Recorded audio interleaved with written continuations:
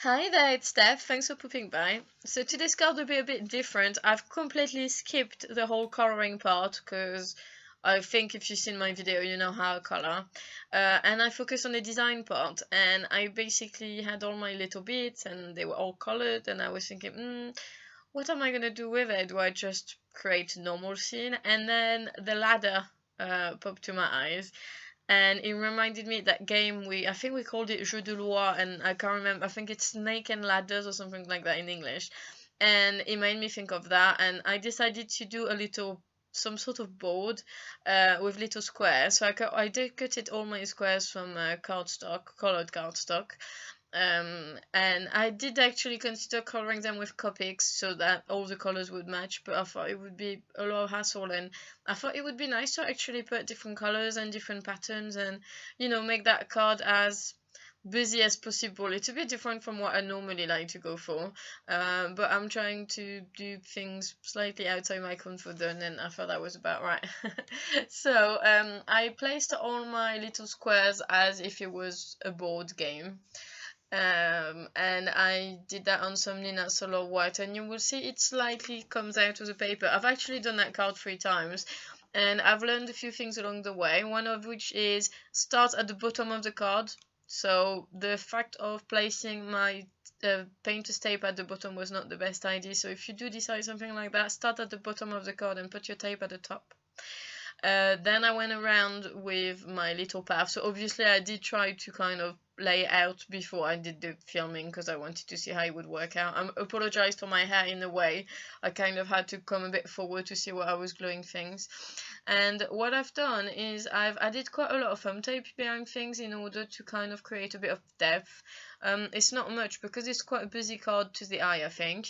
I try to create a little bit of that depth thing so that it's, when you see it on the video it's a bit different, but when you see it real, I think it adds a little bit, so I think it's quite good.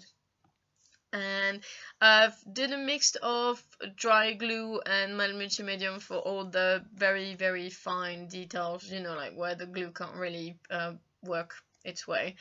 Sorry, the dry glue. And I find the dry glue much easier to apply the fun foam anyway, so I think it's much easier. It glues instantaneously, if you know what I mean. And then it's easier I can glue it straight away. I don't have to wait, or I'll put a block on it, or like an acrylic block on it or anything like that, so that's quite good. And then I try to be funny, so I put the hazelnut, I think it's an hazelnut or an acorn, I'm not quite sure, at the top of the ladder, so it looks like the squirrel is going for it. And then I've added all the little tiny details at the end just to add a little bit of cheeriness to that, a Cheery Christmas stamp set. And I think it's a really great stamp set. It's really cute. I think I love everything of it, but my favorite bit would probably be the presents. I was going through my stamp sets and I found that I didn't really have a stamp with the presents like that, so it's a great stamp to have, I think, because it will work for Christmas, but it will also work for birthdays. And if you have some of the other Lawn Fawn stamp sets, new stamp set for Christmas this year, there's one that has little candles, and if you have a cake from another stamp set, then you can make all your happy something cards, have Merry Christmas, Happy Birthdays, and all of that cards. So it's quite good because it's interchangeable, and I find that really cool. So I've glued all my little elements, and I'm gonna trim my card with my guillotine. And also because I use dry glue for most of it, I can glue it straight away. I'm not worried about pieces moving around too much because it's all firmly attached, so that's really practical. And the guillotine is really good for that as well. I've said it was good before, but I stand by it. I've been using it for a few weeks. It's been recommended by other crafters anyway. I didn't know it was good, but I do confirm to you that it is good. Then I glue my card front onto my blank card, and I'm using my gel pen to add a few accents.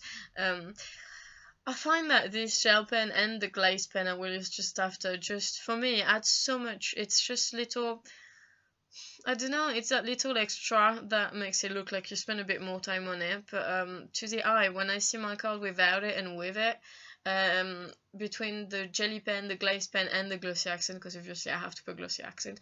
Oh, and I did put, you didn't see me do the coloring part, but I did put a little bit of Spectrum Noir, sparkle, I think it's called, a pen over the tree. So when you see the tree from the side, it looks really nice and glittery or shiny or sparkly. So here I add the glossy accent, and I really like the effect. I hope you can see it on the photo. I struggled a bit to take the photos yesterday, but I think it looks really cool. So I hope you find that interesting. It's a bit different. I like the concept of the board behind it, and it makes you think of Christmas and family and playing games with family and friends and children and things like that. So thank you very much for watching. Don't hesitate to head over to my blog and subscribe to my channel for all the recent video. Thanks again and have a great day. Bye!